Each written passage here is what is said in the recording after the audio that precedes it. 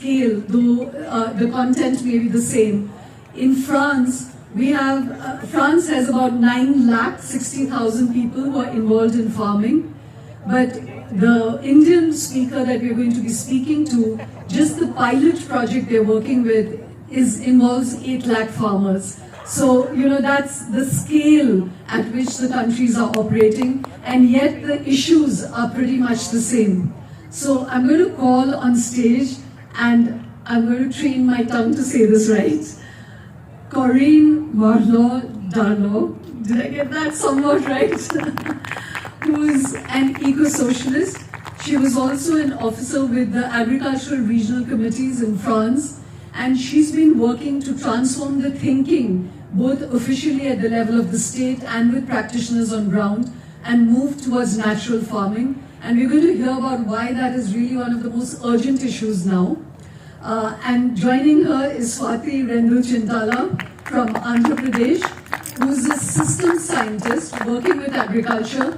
And Swati is working with Vijay Kumar in the Ritu's Samastas Sadhikara, which is a government-supported farmers organization, where they're working with farmers across Andhra Pradesh, as I said, with 8 lakh farmers, but the goal is to reach all 6 million farmers in Andhra Pradesh and to shift to natural farming as much as possible by 2027 to transform 8 lakh hectares into natural farming. And Corinne.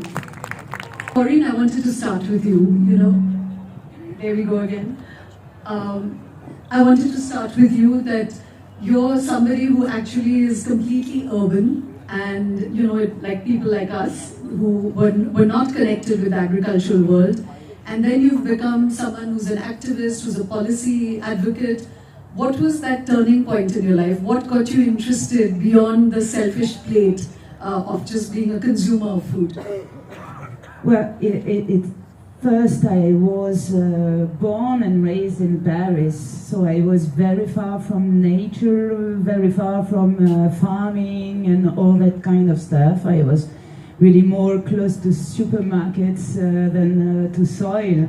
But 15 years ago I moved away from Paris and I went to live in a very small village in the southeast of France, where there's very many vines and lavender fields and sheep herds and many farmers, small farmers, and farmers markets.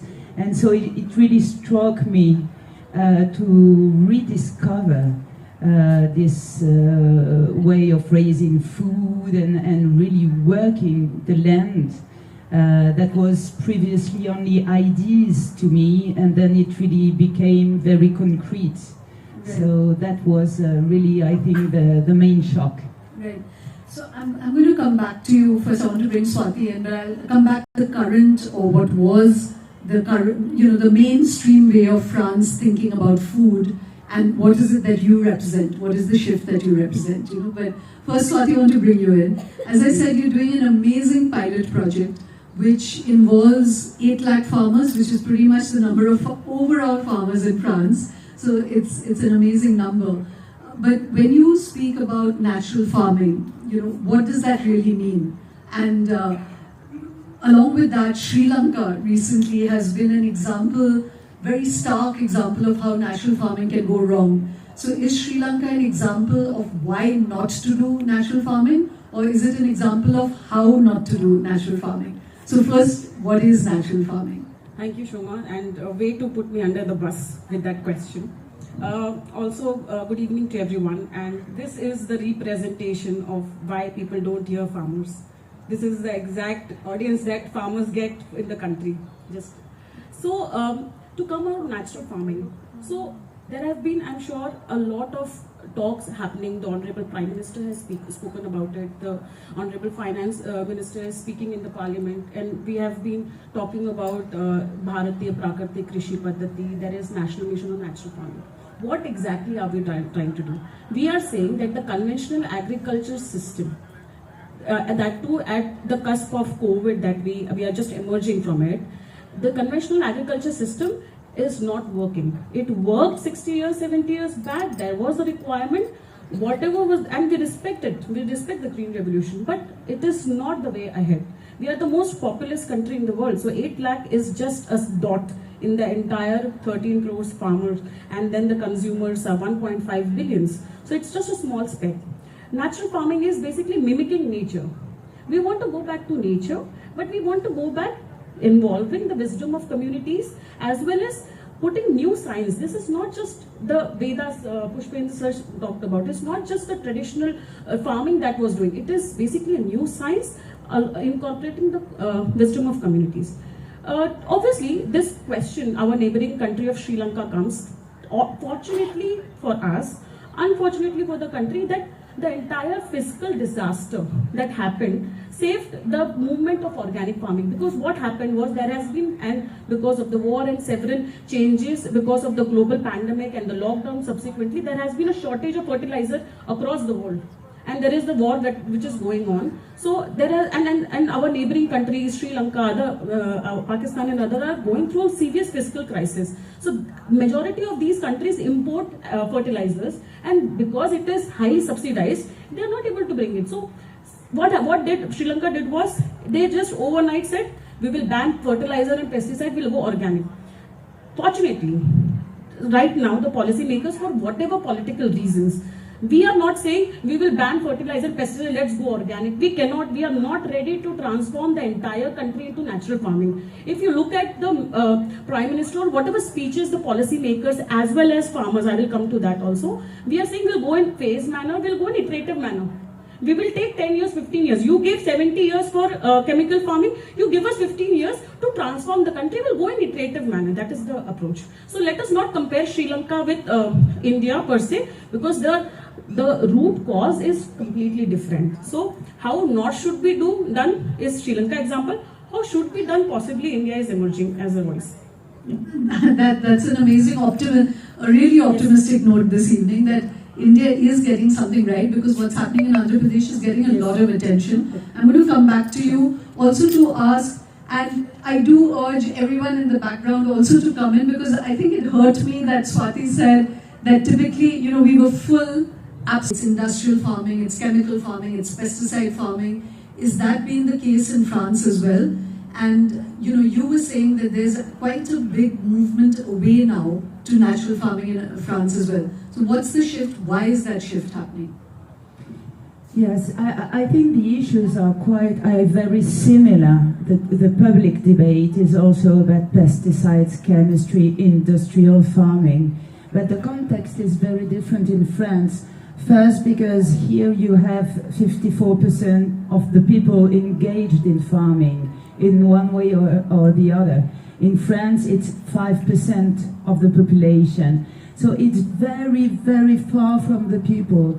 On average in France, people have to do 16 kilometers to find nature. So I was very struck to come here in New Delhi and see so many trees and parks and birds. We don't have nature in towns that much in France. So there is a very important disconnection with farming. So the subjects are the same, but then the shift that really starts to happen in France is linked to first climate change and very severe droughts and heat waves. Many people want now to flee from the cities to go to the countryside, and there's some kind of a back to the land movement, especially for young people, because they also want to quit, what David Graeber called silly jobs. Sorry, they want to? To quit silly jobs. Okay. Silly jobs. Silly jobs. And they want to do something useful, and especially to feed people. But of course, some speakers talked about the romantic view of farming, and then when they start to really do it, they feel it's harder than what they expected. But still, there's something coming, and a real shift about two major subjects, which are land and water. water, because obviously the lack of water is really becoming critical, and land, because cropland is now being bought by very big industries, but not to feed people. For example, to do perfume. For instance, in France nowadays, big companies like Chanel or L'Oréal, they buy cropland, but to cultivate for the perfumes, not to feed the people. So this, and also secondary residences, IT servers, warehouses. So we lose much land that will not go to farmers to feed people, but to other kind of usage. So, Corinne, Swati, I want to bring you in over here, that this selfish interest, she was saying that people in France are wanting to go to farming, natural farming, because either climate change, heat, lack of water, disillusionment with the city. But you were saying that even at a larger scale, that all of us sitting here need to get interested in natural farming. So what's that selfish interest?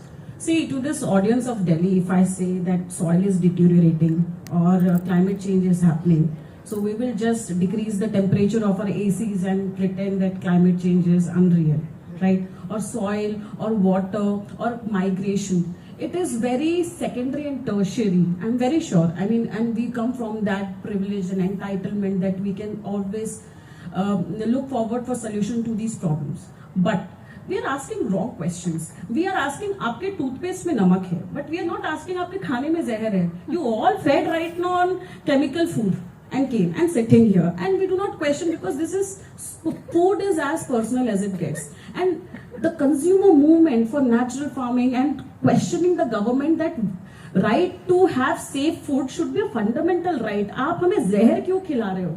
Like, there have been instances where in Guntur district, which is one of the top districts in the country with pesticide consumption, there has been pesticide residue in breast milk. So the poison starts from there. So my point is, what will it take for the conscious to trigger that your food, something that you feed your child, something you yourself are consuming is poisonous. It starts from there. You can question food security, all this. We become custodians for some reason. Sitting in Delhi or in Hyderabad, for example, and we become custodians. But if that's something that you mentioned, Shoma, as well, that's something we are eating every day. We are part of agroecology. We all are proponents of natural farming. So if you are fine with buying an apple on the road of Delhi right now, which is highly pesticide sprayed, and eat it, all the best. But if you are not able to comfortably do that, you are by default a natural farming proponent. At the end, that's the point. Yeah. You said that really starkly, but you were sharing a very scary statistic. I don't know if it is, if it's officially accepted, but Yes. you were saying that we can definitely see it around us that cancer is going up, and you were saying 1 out of 3 people are potentially now. Shoma, this is very morbid. You should not be talking at 9:30 in the night. But I want to look at your left and right, and 1 out of these 3 people would suffer from cancer / any non-communicable disease. This is research in the next 20 years. And I'm very sure if I just ask you by raise of hand, do you know anybody in your family or your friends who are suffering from cancer? All of us will be raising our hands. And I'm not saying cancer has multiple reasons, but cancer and these non-communicable diseases are also reason because of the food and the dietary habits. See, Aristotle said, let food be thy your medicines. But we are having medicines as food these days. So this is as simple as it is. It does not require any logic. It does not require any science and evidence. It is so anecdotal and so personal. Yeah. So, Corinne, when we are talking about governments, I was reading that in France and EU has a target of making 25% of the European Union's arable land organic in another 10 years or so. But at the same time, the agricultural policy that Macron has been promoting says that there's a huge shift to genetics, to AI, to technology. So how do the two things sit? Well, that's a very good question. I'd like to have the answer to that because it also looks very inconsistent to me. Well, it's not only a paradox. I think it's even in the worst case lies because it's a wrong idea of organic or natural farming because what happens now in France and in the EU is that the very large supermarkets and industry, they have understood that there was some demand for organic products. So now they do organic products, but it's not the spirit of it, meaning that they can have very, very large organic industry. So you only you reduce chemistry, but if you replace this by all the digital farming with no workforce, no employment, only satellite-based guided tractors and things like that to go to the supermarkets, then it's only a very small part of the problem that you address. And we are very far from the objectives because now in France it's about 10% of the production which is organic, and small farmers doing organic, they can't even negotiate with the supermarkets the prices. So we still have small farmers that can't live from their farming activity. Right. So this is the wrong answer to the right question. Right. So, you were saying that increasingly in France, there's farming without soil, without sun, it's meat without chicken, it's, it's really moving towards completely synthetic industrial farming. So, what is the popular consciousness around this? Is there a lot of acceptance, or, Shweta's going on pushing, saying that it's not enough to talk about farmers and government, consumer consciousness has to change. So what would you say about France's consumer consciousness?